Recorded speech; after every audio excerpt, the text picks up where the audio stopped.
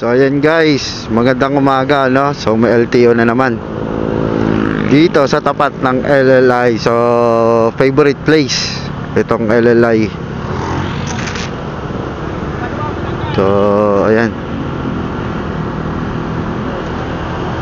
So nakalusot tayo. So syempre kumpleto tayo, kaya hindi tayo pinapara no. Pero kung di tayo kumpleto, matik yan, paparahin tayo nyan. So ayan guys, yun ang kagandahan no, pagka-kompleto tayo ng mga gear no, sa pagmumotor. Lalong lalo na pagka may helmet tayo. So hindi tayo pansinin o hindi tayo takaw sa para no. Takaw huli, hindi takaw huli rin no. So kaya guys, sanayin nyo guys na lagi naka-helmet no. At malayo malapit man, so sanayin nyo ng naka-helmet para iwas huli talaga.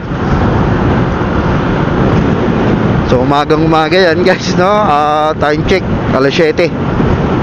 Ayan, 7 AM.